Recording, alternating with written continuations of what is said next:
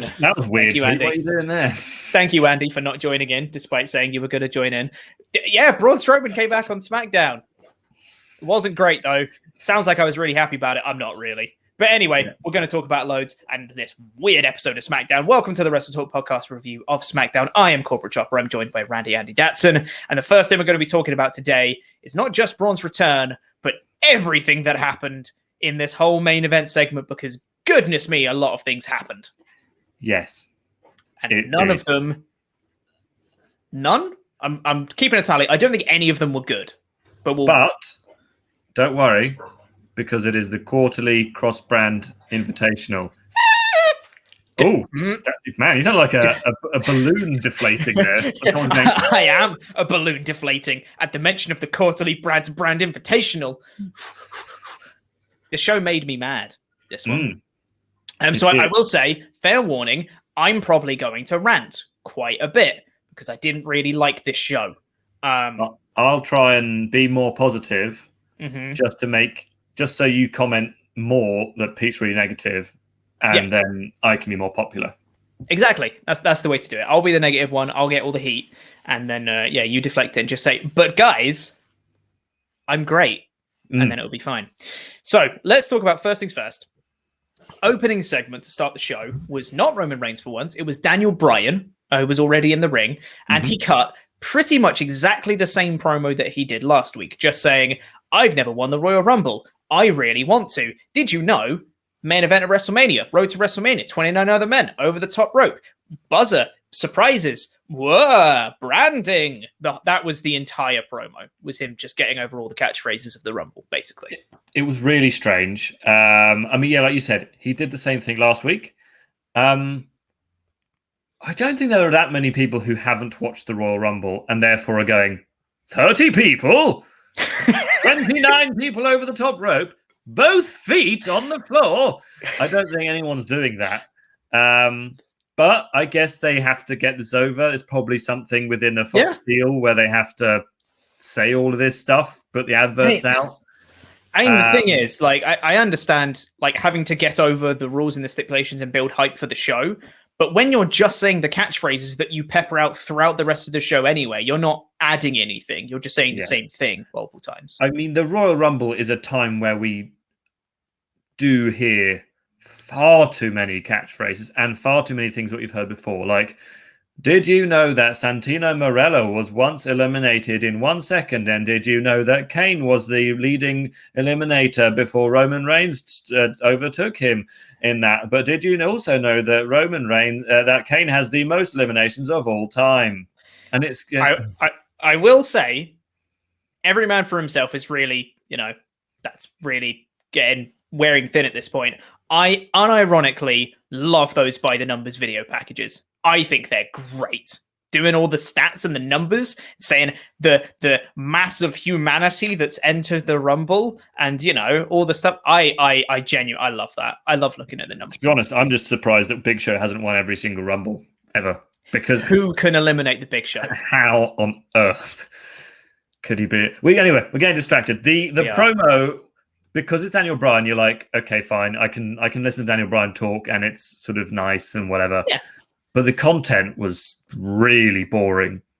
Yeah. I would almost have preferred if it was someone like Braun Strowman coming out and go, "There was 29 people eliminated, and I will do them all." That kind of thing. But something get these hands. Yeah. And then he was talking, and you're thinking, wow, this is SmackDown. And then you hear AJ Styles music, and you go, huh. Is it SmackDown? Yep.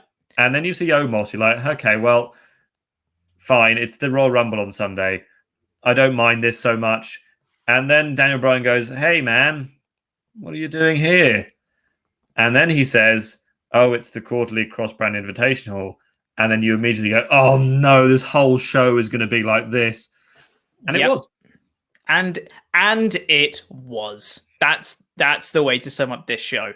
Okay, we'll say it now because they mention it several times throughout the show, but we'll get all our grievances with the quarterly brand-to-brand invitation out the way now. It makes no sense. Oh my God, it's so frustrating because Is it every quarter? Is it just when you feel like it? Why can't people from SmackDown go to Raw? Why didn't that happen on Raw? Does that happen after the Rumble? Are you going to have a cross-brand after the Rumble? Who gets to decide who from Raw goes to SmackDown? Can people just show up? It makes no sense. Yeah, like the thing is that they sort of do it and kind of go, yeah, but it's the cross-brand invitational. As if fans are going to go, yeah, it's the cross-brand invitational. That's a good thing. No, but instead we're actually going, right, yeah, okay. And if it's such a big deal, advertise it. Yes, like, have it be an actual thing and say, hey guys, you should really check into SmackDown next week. It's the quarterly cross-brand invitational, and we're going to have AJ Styles versus Daniel Bryan. That's going to happen on SmackDown. Crazy, right? Just before the Rumble. Awesome stuff. That's a really good way to advertise. Because the Rumble's chaotic, therefore we're going to have the invitation on the Go Home show. Sure. And once again, I'm not saying this is entirely WWE's fault, because things like this can be out of their hands. But the last few episodes of Raw and SmackDown, a lot of people have been pulling double duty. And it does feel like maybe there's a shortage of people who are able to travel to the shows for obvious reasons, and that they went, crap, we really don't have enough for SmackDown. And there was a report yesterday, I believe, that it's Backstage in WWE is as bad as it ever has been, and scripts are just being ripped to shreds everywhere. And yeah, this felt like, man, we're really short on people for this week. But then they did have enough eventually. But then they went, oh, no, but I've already called up all these other guys and they're on their way. So we're going to have to put them on the show somehow. So this segment led to the main event. So they made the match of AJ Styles versus Daniel Bryan. Yeah. And Bryan teased in that segment, he was like, if you were a real man, you'd come out without Omos. And I was like, I mean, okay, it's a really dumb way to set it up. But AJ versus Daniel Bryan? Without any shenanigans, I'd love that. Hope they don't screw it up. Yes, and they didn't, because this match was perfect. No, so this match was good for about 4 or 5 minutes. Before we get to that, there were a couple of backstage segments just teasing what happened later on in the show. So there was one bit where Sami Zayn approached Shinsuke Nakamura backstage, and Sami was like, hey, we have history together. And, you know, I was your Liberator Artist Collective. Also, your first match in NXT. Remember, that was against me. Everything great that you've done in WWE is because of me. I'd really like it if you could repay the favor now. Do you have my back? Shinsuke then told him to go to hell for some reason. Yeah. So, Shinsuke has turned face, I think. 110%, yeah. They've just done it in a really weird way, kind of like he did well in that match, in the gauntlet match. There you go. Yeah, it was a really good start to a face turn, and then they just went, and now he's face. I was like, there needs to be a little bit more follow up, because the initial part of that in the gauntlet was fantastic. They just need to follow through. Yeah, because he's a heel, and they played off on this briefly in this match. The whole, oh man, but he's been a heel for so long with Cesaro, and Cesaro is still a heel. But they're still tag mates, I guess. There hasn't been a breakup angle. They haven't said, oh, I'm no longer tagging with you. No. And it doesn't even have to be a breakup angle. It's them just saying, like, we're not tagging anymore. Because Cesaro was on commentary initially, and they literally asked him, just being like, what's the deal with you and Nakamura? He's like, oh, you know, a lot of respect between us and, you know, friendly rivalry. It's like, I thought you were a tag team. Like, you've been tagging for a long time. You were former champions. Yeah. It didn't. Right. So that didn't make any sense, because they were playing off that, and then we'll get to it later. But then they just sort of forgot it immediately. Yeah. So the match starts with Daniel Bryan and AJ. That lasts 4-5 minutes, maybe. And it was really good. And it was really good, shockingly. And then Sami Zayn comes out, and in itself, that's like, okay, that's his character. He's a bit of he's annoying. He comes out with signs and stuff. And then WWE just kind of spammed the rest of the match with everyone possible. And I'll let you take it. I'll let you try and run it down. Okay. So it's like someone was watching the show and they had the run-in button. And they were like, we'll do a run-in. Okay, that was fun. We'll do a run-in. Yeah. And they just kept going. So Sami Zayn came out, had his signs. One of his signs that he had was Big E is not my IC champion or whatever, still playing off his thing. For some reason, that really angered Big E enough to also then come out, beat up Sami on the outside, and then throw him into Cesaro, who was on commentary. Daniel Bryan, everyone kind of got into a brawl on the outside. Daniel Bryan still in the match, then dived onto everyone on the outside for reasons. And then Sami Zayn came in and made a DQ. Everyone started brawling, and I was like, okay, we're getting the big multi-person thing. Every man for themselves. It's the Royal Rumble this weekend. It's probably going to end with someone standing tall, throwing everyone else over the top rope. Fine, sure, whatever. Shinsuke Nakamura comes out. Okay. I'm like, okay, another person to add to the whole multi-man thing. Sure, whatever. Every man for himself, except the three baby faces then stood tall, and then it went to an ad break. And I was like, wait, they're not doing a multi-man tag match now, are they? And we came back from the ad break, and they did. And during that little brawl as well, it's a really great moment between Nakamura and Cesaro. Everyone was kind of brawling. Nakamura and Cesaro, they turn around and they go, I don't want to hit you. Respect between each. Oh man, that's really. We're on different sides, but every man for himself, but not against you. You're my tag partner. You're my brother. So then we came back from the ad break, and it was Nakamura and Cesaro wrestling like nothing was happening. They were the first two legal men. Like, how can you get it so wrong? Hey man, they play by the rules. They'll only fight each other if it's within the rules. Although Cesaro and Nakamura were brawling with everyone else when it wasn't the rules. Yeah. So I was trying to think of a way to illustrate my feelings while watching all this. And then I was scrolling through the images that WWE posted last night, and they posted a picture of Big E looking like he was having an existential crisis during a clothesline. Look at his face. Oh, yeah, that is. He is so incredibly bored by this clothesline. It is one of the greatest photos ever taken of any human. I love it. He's just, why I'm having to do this. This is so dumb. I'll hit him. Yeah. But that wasn't the end of it. You're thinking, oh man, 3-on-3. That's a lot of people coming to this match. But you know what though? It was really stupid up to that point. But it's 3-on-3, and the 6 of them that were in there, I really like all of them. Big E, Daniel Bryan, and Shinsuke Nakamura versus AJ Styles, Sami Zayn, and Cesaro. That's great. Awesome. But then, carrying on their tradition of just being annoying, out come The Miz and John Morrison and attack people. So this was based off a backstage segment earlier where Big E was with Sonya Deville. For some reason, trying to bribe her. Why is that a thing that's happening where babyfaces just try to bribe Sonya Deville? I don't understand. Miz and Morrison then just came in, said some stuff to Big E, and Big E was like, grr, and then they fought. Do you not think that Big E was trying to do a deal with the Deville? Shut up. Jesus Christ.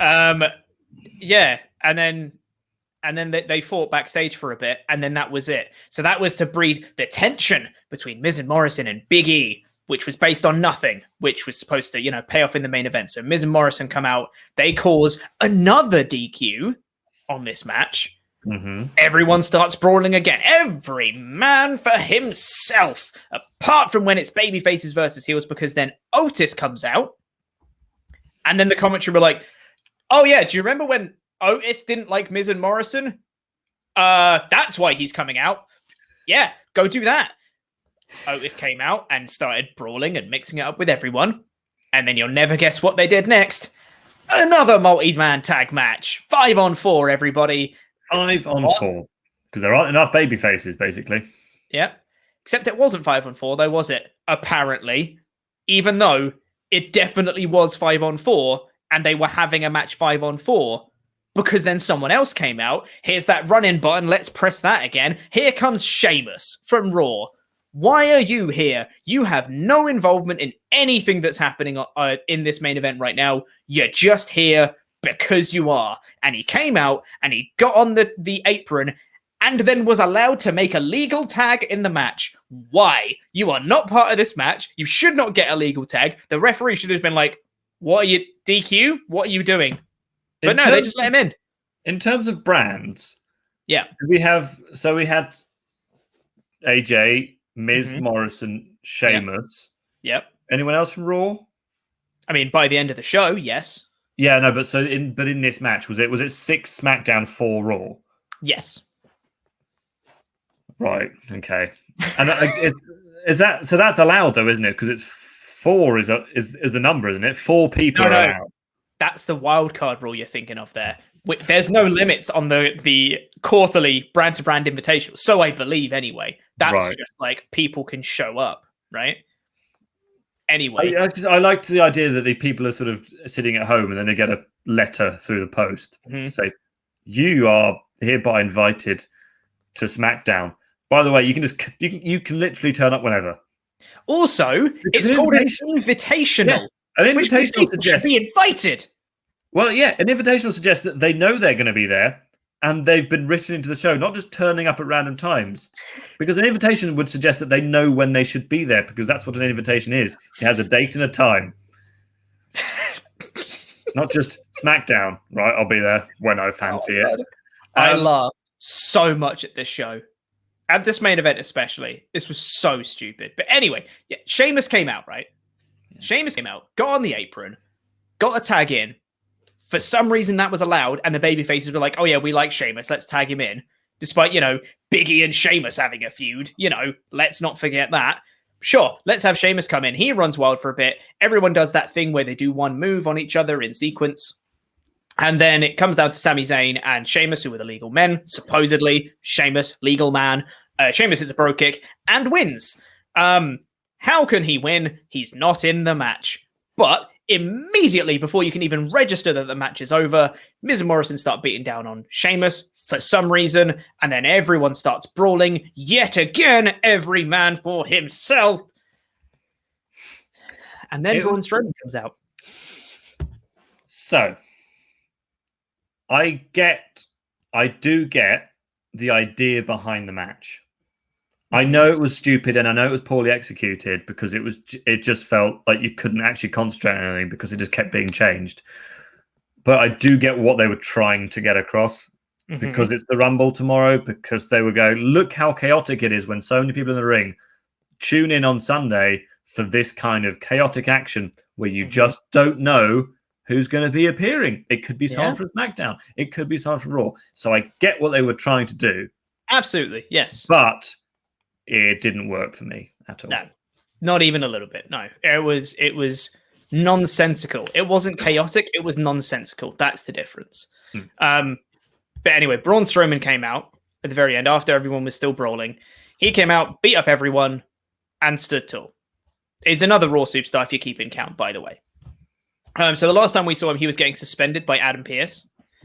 And I'm pretty sure, I don't quote me on this because I'd have to go back and check the episode, but I'm pretty sure that the commentary pointed out and said, the last time we saw him, he was getting suspended by Adam Pearce. And I'm pretty sure one of them just said, I guess he's back. Sure. That's storytelling. I guess he's back. But also, that's the explanation. That's all the explanation you need.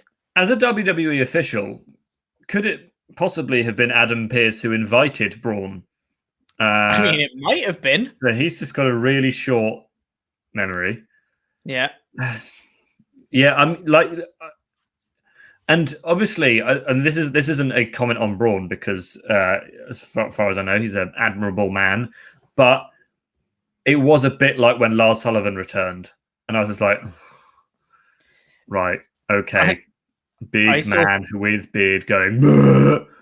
I saw Braun come back, and I was like, oh wow, I have not missed you at all. Yeah, but I'm not. I didn't even register he was gone. Really, I'm 100% not comparing Braun to Lars Sullivan in terms of their actual what they're like outside the ring. But my reaction to their return was sort of, oh yeah. He is, and it's just because the way he's been booked. Because sometimes Braun is booked perfectly, and he's brilliant to watch, and I love watching him. But recently, he's just his old, I am big angry man. and I will hit anyone. Yes. That's he looks in very good shape. I'll give him that. Yes, he looks in very good shape. In wonderful shape. But this is simply for Sunday, where he will run wild for a bit and then not win. But what if he does, though? And Goldberg wins the WWE Championship. Rematch from WrestleMania 36, mate.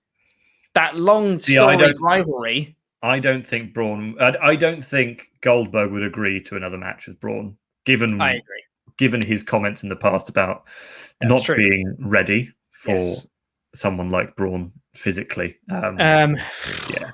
So that was like the end of the show.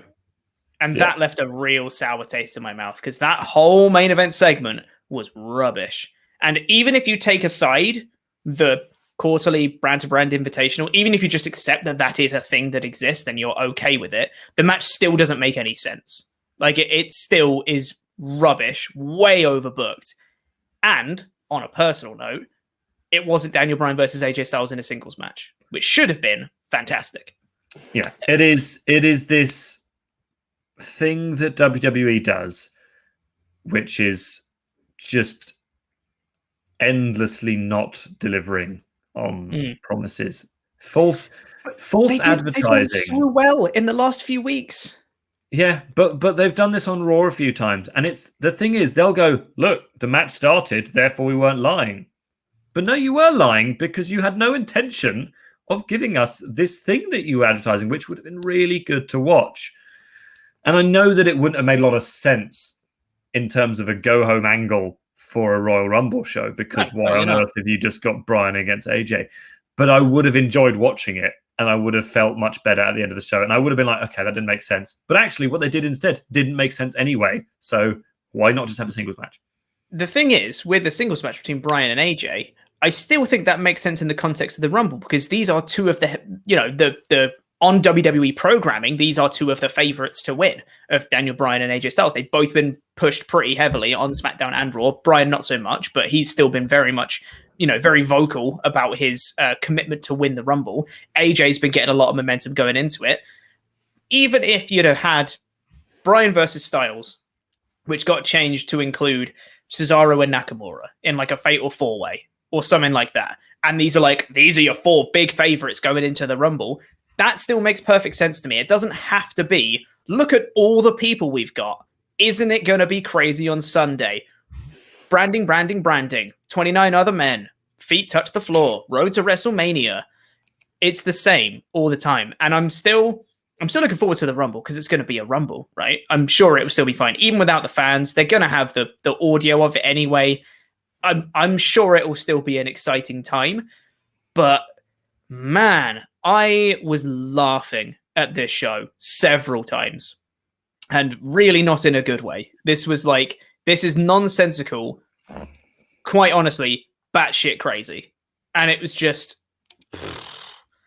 edit that out. No, I'm not going to edit it out. It wasn't good. It wasn't good. This episode is sponsored by Beer 52. If you want to get a free case of craft beer, you can go to beer52.com/WrestleTalk. It's UK viewers only. Sorry about that, America and everywhere else. But if you want to get a free case of craft beer, 8 free craft beers, you can go to beer52.com/WrestleTalk. You only have to pay for shipping, which is like $5. It's a brilliant service. I know, Luke has used it for years. You get awesome beers. Loads of us are going to be drinking it at the Royal Rumble as well. It sets the mood. It's great. We love it. They're very tasty. You get a snack with it. You get a little guide about what's in each. It's genuinely an amazing service, and we really do like it, and we love Beer 52. So please go link at the top of the description. Go to beer52.com/WrestleTalk and get your free case of craft beer today. Yes. The rest of the show was fine. So should we talk about that? Yeah, let's talk about the rest of the show, because the rest of the show was okay. So yeah, we had that opening promo with Bryan and Styles. We then got a recap of Bayley and Bianca in the obstacle course from last week. Kayla Braxton then announces again backstage that it is the quarterly brand-to-brand invitational. And then she has a promo with Bayley backstage. Bayley, I thought, cut a really good promo here. It was short and sweet, but it got the point across of her just being like, I'm gonna beat Bianca. She sucks. But it was very well delivered, and obviously a bit more eloquent than that. It was very good. Yes, it was good, and the match that followed was equally good, as you would imagine from these two. If they're given a bit of time, they're obviously gonna have a good match. Yeah, but it was just a bit of a weird payoff to this. I'm assuming this feud is now over now that it's the Royal Rumble. Yeah, because it seems like this would have resulted on a different pay-per-view cycle. This would have resulted in a singles match on pay-per-view, but because it's the Rumble and they're in it, they're like, well, I guess we'll have the singles match on the SmackDown before. I personally would have liked the payoff to have been Bianca eliminating Bayley in the Rumble. Yeah. I mean, that might still happen, but it feels like we've already got the payoff, so it won't be as quite like a big moment kind of thing. I'd be more worried that Bayley's now going to eliminate Bianca as a kind of 50-50. Yes. But the match was good. The promo was good. I didn't like Bianca's reaction to winning because her gimmick is that she believes that she's the best and that she goes out and proves that she's the best. So when she wins, she should be like, well, yeah, I'm the best. That's kind of the point of me. Not, oh my God, I can't believe I won that. That is crazy. I'm overcome. This is amazing. I'm so thankful. It's like, what are you doing? This isn't your character. Yeah, I understand what they were trying to do with like her chronicle, being humble and stuff. Yeah, and she's very humble. She's overcome a lot to get to where she is. That's great. And they were trying to play off that kind of real life overcoming obstacles and stuff in her character, but it doesn't work being the EST at the same time because she's very likable and charismatic, but she is a bit more on the arrogant side. And it's not like in a negative way, but she's just like, I know who I am. I know I'm the best. I want to prove that. I would like to wrestle people and prove that I am the best. So when she wins, she should be like, great, cool, good victory, nice. Not, guys, can you believe that? I just beat Bayley. Crazy. Yeah. And the reaction would have been a much more kind of, I would have accepted it much more if it had been in a big match at Mania, Royal Rumble, at one of the big shows, and not just the second segment on a random episode of SmackDown. Yeah. Where she's like, or if she was brand new on the roster. If this was like her call-up match, and they go, Bianca Belair is here, and she's fighting Bayley, and she fights Bayley, and she goes, oh my God, what a debut. Am I right, guys? Because she smashed that obstacle course last week. She had all of the promos that she's done, all the video packages are like, look how strong I am. Look how physically impressive and athletic I am. And then you can't then win a match and be surprised that you won it. Yeah. It's like, that's not the point of her. But anyway, we're being negative. I've picked Bianca to win the Rumble tomorrow. I don't think she will, but I've genuinely gone with what I want to happen on this prediction, which is probably quite stupid given that I'm losing predictions. I have gone with the opposite of what I want to happen because I've gone with all the most pessimistic picks in the world. I've gone for Brock Lesnar to win the men's and I've gone for Charlotte Flair to win the women's. Yeah. And by the way, there is still time to put in your predictions for Wrestle League tomorrow. The new season starts with the Royal Rumble, so head over to WrestleTalk's Patreon and join in on that. $5 and above backers. Compete against all our other Patreon backers and us as well in a big old table with everyone competing. It's going to be great. We had a very quick backstage segment where Cesaro walked up to AJ and went, hello. There was no audio with it. It was just them having a chat. Cool. I suppose that sets up the main event of Cesaro and AJ teaming, right, guys? Continuity. Yeah, what a build. Yeah. Something that I didn't quite like as much as the Bianca Bayley stuff, back to the negativity we go, is King Corbin versus Dominik Mysterio. So, again, same match as last week, but there was a story going into it. So Dominik Mysterio, as much as it doesn't make sense last week, Dominik Mysterio wanted to do things his way, and his way was fighting fairly and losing. So Ray was like, you can do it your way, but if it doesn't work out, we're going to do things my way, because I'm the dad of the family, right? So we're going to do things my way. So this week, King Corbin makes his entrance. Dominik Mysterio then attacks Corbin from behind during his entrance. very much a heel move to do. No, like, exterior stimulus for that. Corbin beat him clean last week. No interference, no funny business, no nothing. Sure, they have a load of history of Corbin messing with the family, but that's not happened in ages. On recent terms, Dominik has like no reason to attack him from behind here, but he does it anyway. I'm assuming this is forever babyface, massive underdog Rey Mysterio's way of doing things, right? Yeah. So what I more read into this is that Rey said, we're going to do it my way. Dominik went, yeah, totally. And then, because he's a young hothead, he then jumped the gun and went, no, do you know what? I'm not waiting. Shut up, Dad, you big loser. I'm going for it. I think that's a great way to read it. If Rey Mysterio wasn't then on commentary and said, yeah, we're doing things my way. Like, yeah. That would have made a lot of sense if he'd attacked Corbin from behind and then Rey came out and was like, hey, what you doing? We said we were going to do things my way. Come on, son. You know, whatever. They didn't do that. Dominik attacked Corbin. They went to an ad break. Come back from the ad break. They have a match and Rey Mysterio's in commentary being like, I'm really proud of my son. You know, I'm just think he's going to do really well here. It's just like... Maybe he wasn't watching at the start. Yeah, maybe he wasn't watching. But then they continued doing Rey's way, which was also fighting fairly and then losing, because Corbin just won clean again. At some point, Dominik's going to go, do you know what, Dad? I don't think your way's working, mate. Or his way. Maybe Dominik's just bad. I don't know. And then after the match, Corbin wins. He gets out the ring. Rey gets up from commentary and goes to get in the ring to look after Dominik, everyone being quite respectful. Corbin then tries to attack Rey for some reason. I'm not quite sure why. Maybe he's just being a heel, but he just tried to like pick him up, and then Rey countered it and like pushed him into the steps, and then that was it. And he got in the ring and just left Corbin to it, I guess, and then went to go check on Dominik. And I was like, what? Why didn't any of that happen? What's the... Huh? I was very confused about this whole thing. Whose way are they doing? Why is both their way the same? What's Corbin got to do with any of this? Where are the Knights of the Lone Wolf? What happened to them as well? They were... I don't know. Where was anyone? The people who were supposed to be on the show weren't on the show. The people who weren't on the show were supposed to be on the show. I don't know if I said the same thing twice there. You did say the same thing twice, but that's okay. Crazy. Yeah, it was weird, that one. Then we got that backstage bit of Big E trying to bribe Sonya Deville to tell him, for her to tell him his Rumble entry spot. Would you say that he was doing a deal with the Deville? Oh my God. You can't be doing that twice.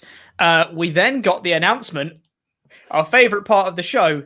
They told us that on WWE Backstage tomorrow, it's going to be Natalya versus Tamina. And the winner gets the number 30 spot in the Women's Royal Rumble. So I was writing a news piece about this for the website this morning. Mm-hmm. Yep. Oh, it was so hard not to just go, what the hell are you doing?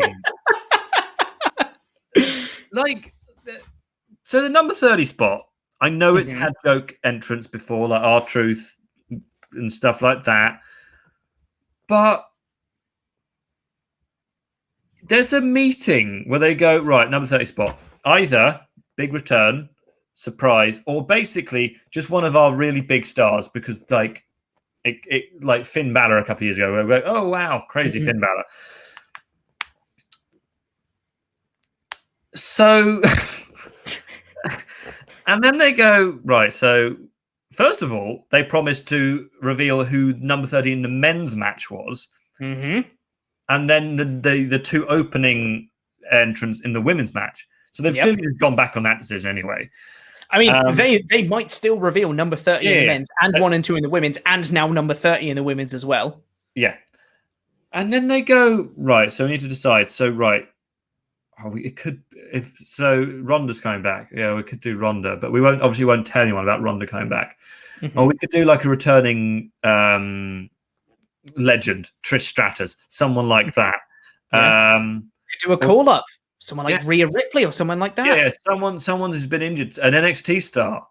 And they go, what? Who are the two most boring people we know? And then they go, right, okay, yeah, that sounds good. And are we going to put this on SmackDown so that they can, so it's got some kind of stakes? No, let's put it on a show that no one watches. I'm sorry, Renee Young. I think you're amazing. And I think all the people, I think Backstage was a fine show. But this match has happened. Like, are they going to just cut to a match? Is it going to be live in the studio? I don't know. Is it going to be like the 24/7 title where they just? Is it going to be a wrestling match? Are they going to play like Connect 4 for this thing? But yeah, so whoever wins this match is number 30. Yeah. And the only way that this could make any sense, I've decided, is if Natalya wins and is then attacked by Ronda on the way down. Because they've got their history. Natalya trained Ronda. Ronda comes back as just a complete badass who just beats everyone up. Yeah. Because if Tamina Snuka is number 30, can you imagine if there was a crowd here and Tamina Snuka was number 30? It'd be, yeah! And then 10, 9, 8, and then whatever her music hits, it would go, huh? All the life would be sucked out of it. I'm not saying Tamina's a bad person. From everything, all the interviews I've seen, she seems like a lovely person. But my God, could you pick anyone more boring to be number 30? I like how you said you were going to be the positive one on this. I'm sorry, but this is just beyond me. Okay. It could be anyone. It could be anyone. Also, Brooke instead. Anyway. Also, just to add to your frustrations here, what have they done to deserve, in kayfabe, what have they done to deserve getting the number 30 spot? The number 30 spot is, in kayfabe, you know, the most coveted spot that anyone would want. What have they done to potentially qualify for that? And neither of them are going to win the match. So what's the point? Probably. What if Tamina wins? Then I will be her biggest fan, but because it'd be so funny. But does W expect us to be watching this match going, oh my God, oh, near fall, oh man, oh she's got her in the sharpshooter, is she going to tap? No one's going to be sitting there watching this. Everyone will be sitting there going, why is this match happening? Because I haven't seen a single person. The bit I can't get over. It's for the number 30 spot. What? How those two? Like, they've done nothing. In terms of actual careers, these two have probably been with W for pretty much the longest out of anyone on the current roster. So I guess that's what they're doing. There they are. They are the veterans. Spot. Is that what it is? Yeah. Tamina. The legend Tamina Snuka, trailblazer, the former 24/7 champion. Yeah, effing hell. We've spoken for way too long about that. But anyway, after that was another weird segment, which was Sasha Banks was backstage. For some reason, she seems to have taken Carmella's gimmick because she was all like dressed up and pretty. And she was walking like super like seductively, and she like hugged Kalisto, and she was like flicking her hair back and all that stuff. And then Reginald, the Carmella's sommelier, I love that Reginald is now the focal point of this feud, not Carmella or Sasha Banks, but let's go with it. Reginald comes up and says, "Oh, I have some wine for you. It's from Carmella. She told me to get you the best wine that goes with losing a championship." Haha, sick burn. Sasha Banks then kind of sort of flirts with him a bit, right? She's like running her hand across him and she's flicking her hair back and all that stuff. And it's supposed to all go into like the one line where she just cuts back to being the boss and she says this one thing. And she does that and she says, you know, are you available for hire? I think you're really great. Maybe you could get Carmella the best wine that goes with a broken jaw. Okay, cool. That's your one line. But then she starts flirting with him again and then walks off. And I was like, what's your character? I'm so confused. Why are you Carmella now? This episode, you really question a lot of things if you can't tell. Yeah, like don't get me wrong, Sasha's always been very like glamorous. She always comes out lots of like really amazing outfits, and she always looks incredible like when she comes out, but she's never been like seductive or try to flirt with people. That's never been her character. Yeah, and why was Reginald so cool with it, given that she beat him up last week? I don't know. And has this match been made official for Sunday yet? Nope. I don't know, man. I don't know. So, Reigns and Owens. Yeah. Reigns and Owens. Let's get on to the thing that was good before we get out of here. They had their final showdown. Which I could have sworn, again, I'm probably wrong here. I could have sworn they said, in ring tonight, their final showdown. It was not in ring. They had a promo via satellite, 2 separate rooms, like split screen, talking to each other type thing. I would have thought it would have been better to have a physical thing as the go-home angle. Having said that, this promo was bloody fantastic. I loved this promo. I thought it was great. Because Reigns just was like pushing Owens' buttons the whole time. Just playing that like antagonistic character so well. And just saying like, you know, let's talk about your family. And Owens repeatedly was just like, I mean, you can, but just be very careful what you're saying. Just so you know, maybe don't go there. Because again, it's that sort of bully thing where what bullies often do is they won't like sort of be direct, but they know how to sort of provoke their victim. And it's almost like that kind of big brother thing where you annoy your sibling by just doing you know exactly what annoys them because you've been with they've been wrestling together for so long, these guys. Roman knows what gets what gets Kevin Owens pissed off, and he just played it perfectly. It wasn't like, I hate your wife sucks. It's, should we talk about your family, Kevin? Because and then it's so subtle, but it's you know exactly what's sort of going on in Owens' sort of kayfabe mind. Yes, exactly. Yeah, and Reigns was just saying like, look, I'm just trying to understand like what causes you to never stop. Like, why do you keep fighting even though you know you can't win? Because I'm thinking it's something like, you know, did your dad raise you wrong? Like, and it's just like it just like changes instantly. And he's like, well, that means, you know, your father must have been a fool, and if your father was a fool, but I guess your grandfather was a fool. And it was like the whole based off the promo that Kevin Owens did last week, where he's got both his grandfather's initials tattooed on his knuckles and all that stuff. Like, it was so good, and it worked doubly because the whole story that Roman is playing is like his sort of his heritage of like his father before him was a great man, and his father before him, and he is leading this new dynasty. Yeah. So it's all about family, this. And I know that's one of Vince's favorite things, but these two are actually making it work. This isn't, oh no, if I don't have a job, I won't be able to provide for my family. This is honor.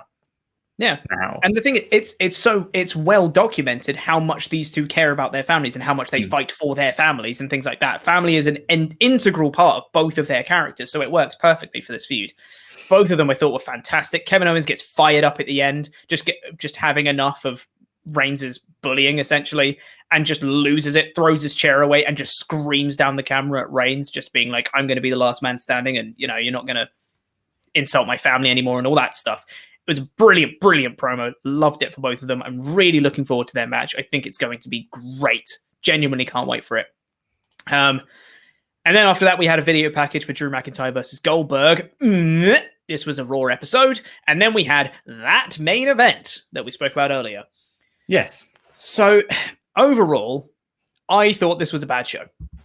There was some good stuff in it. I really liked Bianca Belair and Bayley, though I didn't like Bianca's reaction to winning, which is a minor thing, basically, based on the match. Really liked Reigns versus Kevin Owens. didn't really like too much else on this show. So I gave it a 2 out of 4. Yeah, I mean, I didn't really understand. I agree with everything there. I didn't really understand why Big E was making a deal with the Devil.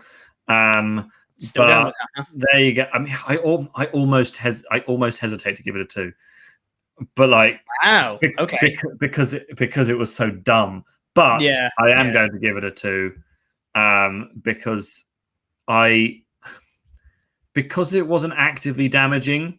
It wasn't like, God, this is the worst thing ever. It was just, this is really strange. It doesn't make sense.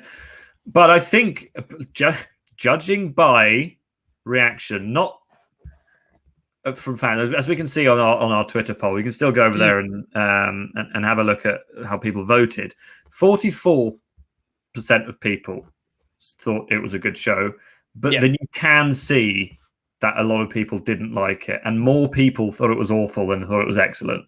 Yes. So because I can understand what they were doing, what they were trying to do, then that's why I'm giving it a 2. But it didn't work for me. It just wasn't very good. And the thing is, I don't think it's a 1 out of 4 show personally, because it's not like anyone looked terrible coming out of it. Everyone kind of maintained their star power and all that stuff coming out of it. It was just nonsensical. Everyone was just kind of doing things for no reason. It's a bad show. I didn't really like this one, guys. SmackDown, the last 2 weeks has not been great. Last week's was fine, not up to SmackDown standards. This one was a bad show. So I'm hoping with the Rumble they can turn things around, because they really need to. It's been such a good show for so long. They need to get back on track again. I really hope this isn't the beginning of the end for SmackDown. Pretty please don't let it be. Anyway, that's all the time we've got for this episode of the WrestleTalk podcast. Thank you very much for watching. Press the videos that just appeared on the screen to catch up with more awesome WrestleTalk stuff, and the button in the middle that make you become a pledge hammer on Patreon. I have been Corporate Chopper. I've been joined by Randy Andy Datson. Sorry for being so negative. We love you very much. And that was SmackDown. Bye.